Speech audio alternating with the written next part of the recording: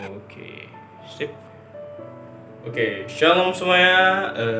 Pada hari ini saya akan berkhotbah dengan judul Kasih dan Pengampunan dalam Hidup Kita.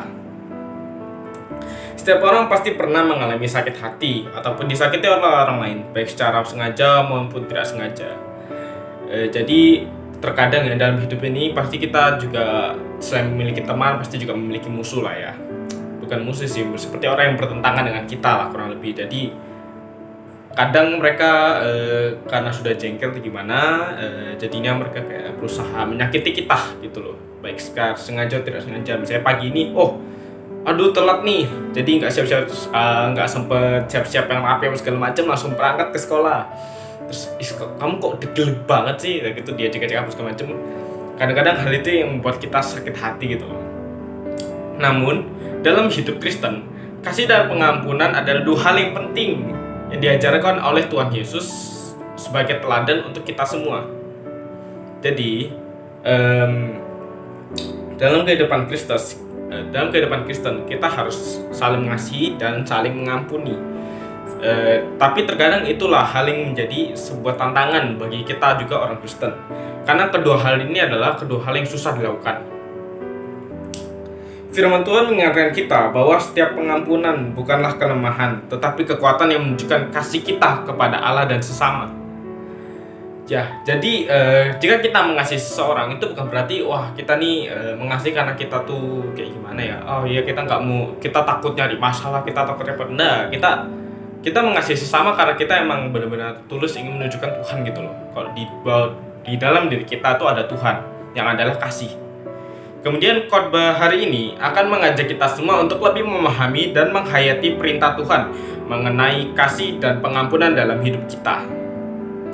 Pertama, langsung saja ke poinnya, nanti saya akan jelaskan lebih lagi. Yang pertama adalah kasih dalam hidup orang Kristen. Ada di 1 Yohanes ayat 4 ayat 7 sampai 8. Saya buka. Ini nih yang bikin lama nih. Oke. Yohanes. 1 Yohanes Pak, salah.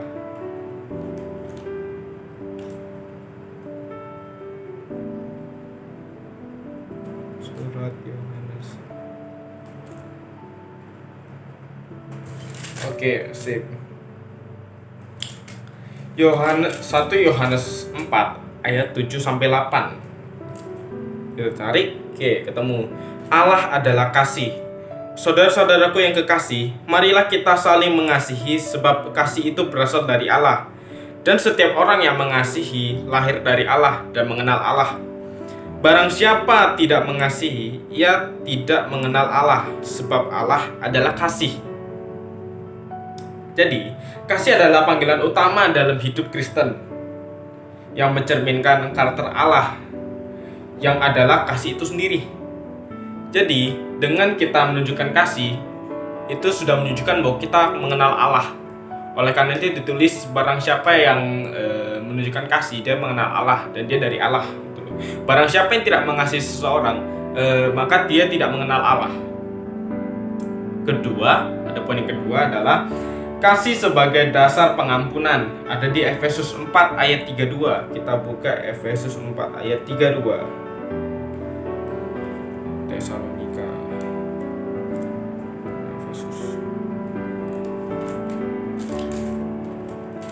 Efesus 4 ayat 32. Oke, di sini sudah saya tandain. Tetapi hendaklah kamu ramah seorang terhadap yang lain, penuh kasih mesra dan saling mengampuni, sebagaimana Allah di dalam Kristus telah mengampuni kamu. Jadi, untuk mengasihi sesama sebagaimana Allah telah jadi kasih memampukan kita untuk mengampuni sesama sebagaimana Allah telah mengampuni kita di dalam Kristus. Jadi karena Allah sudah mengasihi kita, kan mungkin kita mengasihi Allah balik. Nah, gimana cara kita mengasihi Allah balik? Dengan cara kita mengasihi sesama. Jadi karena Allah sudah terlebih dahulu mengasihi kita, maka kita harus mengembalikan kasih itu dengan cara kita mengasihi orang lain. Allah pun juga melakukan demikian. Allah mengasihi kita dengan cara membuat orang lain ini mengasihi kita juga. Seperti itu. Kemudian adalah pengampunan tanpa batas, yaitu di ayat Matius 18 ayat 21 sampai 22. Ini semua orang sudah pasti sering dengar ya, saya bacakan lagi sahabat. 18. Matius 18 ayat 21. Oke, sip. Perumpamaan tentang pengampunan. Kemudian datanglah Petrus dan berkata kepada Yesus, "Tuhan, sampai berapa kali aku harus mengampuni saudaraku jika ia berbuat dosa terhadap aku? Sampai 7 kali?" kutanya. Yesus berkata kepadanya, "Bukan, aku berkata kepadamu, bukan sampai 7 kali, melainkan sampai 70 kali 7 kali." Jadi 70 kali 7 kali yang dimaksud dalam cerita ini, dalam perumpamaan ini adalah tidak terbatas. Kalau jujur sih ya, saya masih belum terlalu mendalami ini. Tetapi setelah saya baca-baca itu 70 kali 7 kali itu tidak dapat dihitung. Sehingga dapat kita katakan bahwa 70 kali 7 kali itu tak terbatas. Bukan tidak bisa dihitung secara ya, 70 kali 7 kan bisa dihitung banget gitu, kayak 7, 14, pokoknya gitu deh. Kemudian adalah kasih mengalahkan kebencian, ada di Amsal 10 ayat 12. Oke, kita cari Amsal. Mana ini Amsal?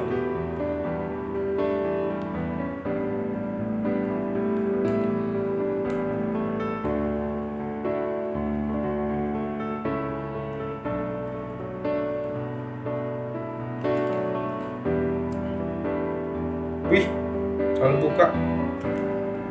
Tesalonika.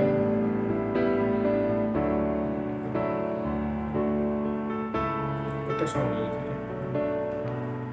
Nah, Amsal. Kita ketemu. Amsal 10 ayat 12. Saya baca, kebencian menimbulkan pertengkaran, tetapi kasih menutupi segala pelanggaran.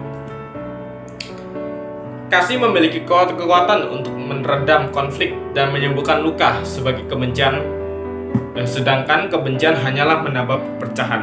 Jadi saya ada cerita di kelas saya dulu sempat ada cekcok dari antara pengurus kelas yang sebelumnya dengan pengurus kelas yang sekarang. Jadi pengurus kelas saya yang dulu adalah seorang semacam bendahara gitu. Cuma karena emang dia kurang pengetahuan, jadi dia masih belum bisa mengatur apa segala macam.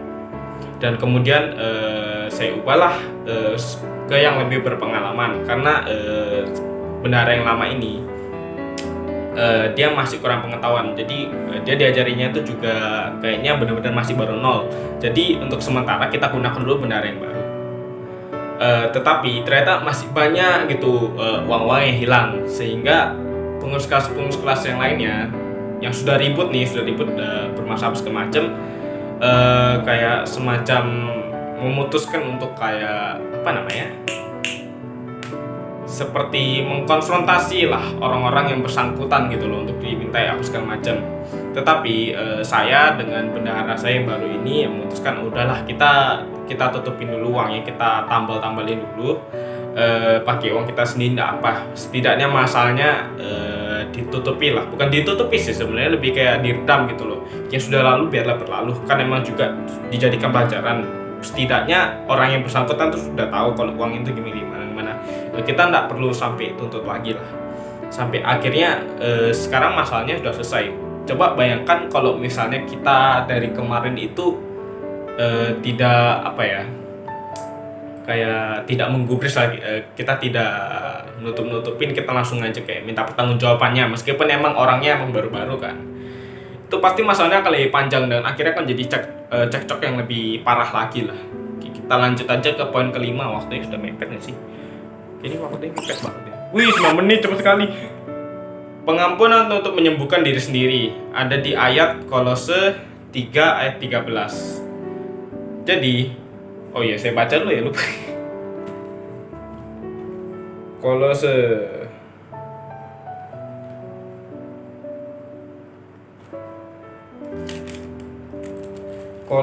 3 ayat 13. Oke, kita baca. Sabarlah kamu seorang terhadap yang lain, dan ampunilah seorang akan yang lain apabila yang seorang menaruh dendam terhadap yang lain. Sama seperti Tuhan telah mengampuni kamu, kamu perbuat juga demikian. Kamu perbuat jugalah demikian. Wis naik ya kamera. Ayolah. Oke, sip.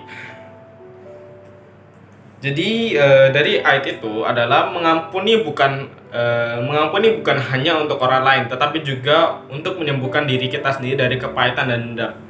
Kadang-kadang yang membuat orang rawan terkena penyakit itu adalah karena kita kepikiran akan masalah-masalah yang kita hadapi. Seperti wah orang ini gini ini, wah orang ini bla bla bla bla bla bla. Akhirnya kita menumpuk dan menjadi namanya kepahitan. Yang dimana ini adalah seperti apa ya? Ini adalah hal negatif gitu loh, yang membuat kita pikiran jelek-jelek, yang mengakibatkan kita rawan untuk terkena juga yang jelek-jelek gitu kan. Ada juga, jadi karena iman kita berpikiran jelek-jelek, akhirnya kita juga menangkap yang jelek-jelek gitu loh. Oleh karena itu, dendam dan kepahitan di sini itu ibarat sampah. Kita bayangkan ada sebuah sampah yang kita kumpulkan setiap hari-hari gitu. Kita kumpulkan setiap hari gitu. Tapi kita nggak buang-buang, tapi kita ungkit-ungkit terus. Jadi sampahnya itu tetap di kita, tapi kita nggak buang-buang. Lama-lama sampah ini akan membusuk dan menjadi sebuah sarang penyakit bagi kita sendiri. Oleh karena itu kita juga harus belajar untuk dapat melepaskan dendam dan kepahitan tersebut. Kita harus melepaskan ya. Dan itu dapat menjadi penyembuhan bagi diri kita sendiri, baik untuk orang lain juga. Oke, itu sudah sangat cukup ya. Waktunya mepet banget. Oke, penutup, kasih adalah pengampunan.